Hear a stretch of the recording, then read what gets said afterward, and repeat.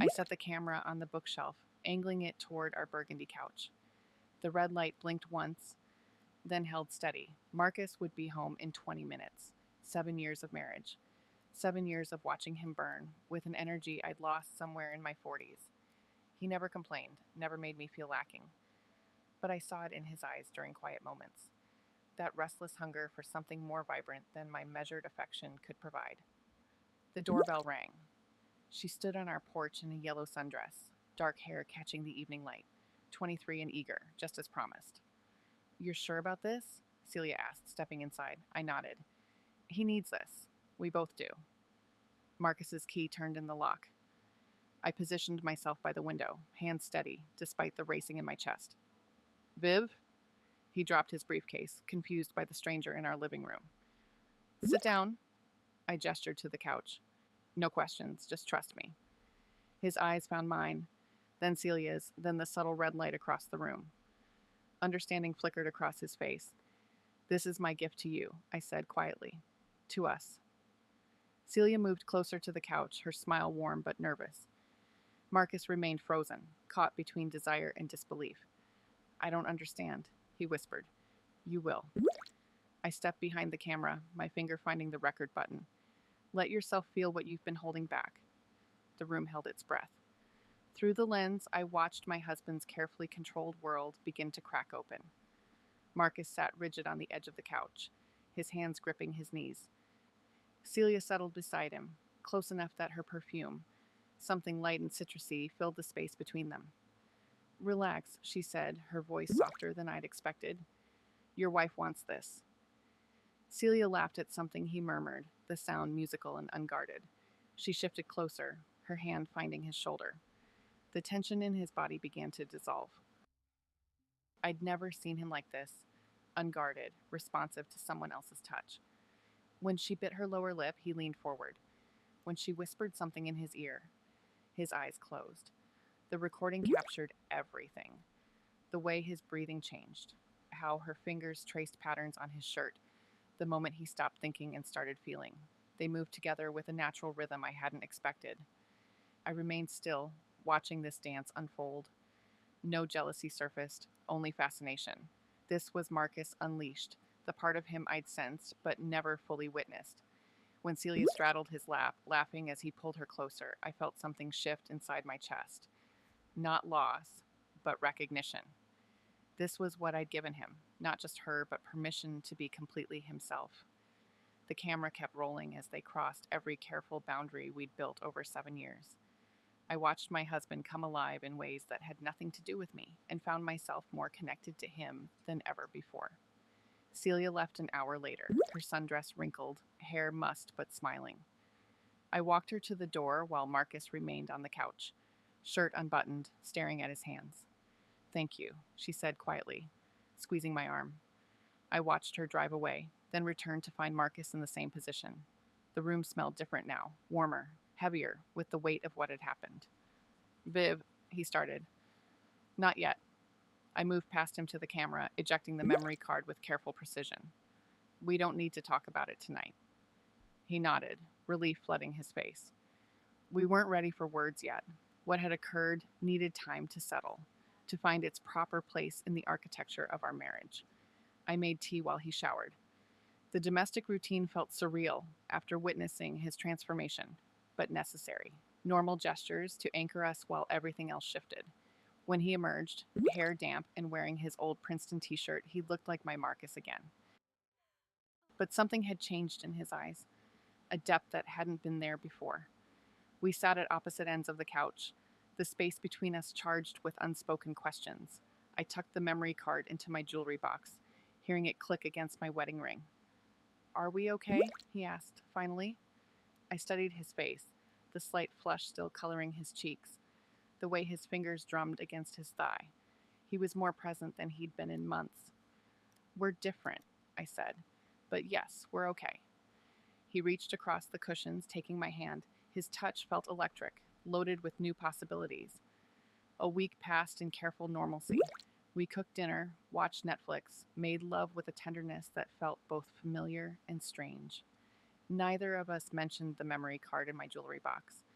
but I caught him glancing toward the bedroom sometimes, questions flickering across his face. Thursday evening, I made the decision. Marcus sat grading papers at the kitchen table while I retrieved my laptop and the small plastic square that held our secret. "What are you doing?" he asked, when I settled beside him on the couch. I opened the laptop, sliding the card into its slot. "I think we're ready." His breath caught as the file loaded. The screen filled with our living room, the same burgundy couch where we now sat. I pulled him closer, his arms settling around my shoulders. "Jesus," he whispered as the footage began. I watched him watch himself. His face cycled through embarrassment, fascination, and something deeper. On screen, Celia laughed and touched his face. Present Marcus tensed against me. "Look how alive you are," I murmured. He was different in the video. Looser, hungrier, completely uninhibited. The man I'd married was passionate but controlled. This version burned without restraint. When the most intimate moments played out, I felt his breathing change. Not arousal exactly, but recognition. He was seeing himself as I had seen him, transformed. "I've never looked like that," he said, voice rough. "You have now." I traced circles on his chest. "That's who you are when you let yourself feel everything." The video ended with Celia kissing his forehead before disappearing off camera. Marcus on screen sat exactly as he had in reality, stunned and glowing. "I can't believe you did this for me," he said. I closed the laptop but didn't move from his arms. I did it for us. The video became our secret portal.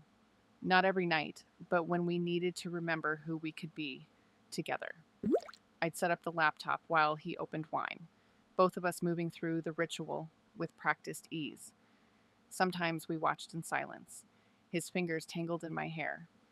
Other times he'd pause the footage to tell me what he'd been thinking, what Celia had whispered that made him laugh. I learned to read the subtle changes in his expression, the way his pupils dilated when he saw himself letting go. "Do you miss it?" I asked one evening, cursor hovering over the play button. "Miss what?" "Being that version of yourself." Marcus considered this, his thumb tracing my wrist. "I am that version. With you, watching this. It's different, but not less." I understood. The camera had captured more than an encounter. It had revealed a truth about desire, about the spaces we create for each other to be fully human. We developed our own language around the footage. He'd mentioned Celia's yellow dress, and I'd know he needed to feel unleashed. I'd set the device on the shelf, and he'd understand I wanted to witness his transformation again. The recording aged well, each viewing revealing new details, the way his hands moved, how his laughter changed throughout the evening, the exact moment he stopped being my careful husband and became something wilder. "We're different people now," he said after one late night session. I curled against him, laptop cooling on the coffee table. "Better people." He kissed the top of my head. "More honest people." Outside, rain tapped against the windows. Inside, we held the weight of what we'd discovered about ourselves, about the gifts we could give each other. The change came slowly, then all at once. Marcus grew distant during the day, present only when we watched our private footage. His work suffered. Colleagues mentioned his distraction during meetings. He'd stare at nothing, lost in memories of that evening. "You're disappearing," I told him one morning, watching him push eggs around his plate. "I'm right here." But he wasn't. Some essential part of him remained trapped in that recorded moment, reliving the freedom I'd given him while struggling to exist in the ordinary world. The device sat heavy in my hands as I made the decision. That night, instead of setting up the laptop, I sat beside him empty-handed. "We need to talk about what this has cost us." His face fell. "You regret it?" "No." I took his hands, feeling their familiar weight. "But we can't live in that moment forever. It was a gift, not a replacement for our real life." Marcus pulled away, running fingers through his hair. "That's the most alive I've ever felt. With her, on that footage, that's who I really am. That's who you can be, but you're also the man who makes me coffee every morning, who reads to me when I can't sleep." The recording showed us something true, but it's not the only truth. Silence stretched between us. Outside, a neighbor's dog barked twice, then settled. "I don't know how to be both versions," he admitted. I moved closer, studying his face in the lamplight. "We figure it out together. But first, we need to put the recording away for a while." Fear flickered in his eyes. What if I lose that part of myself? You won't. It's in you now.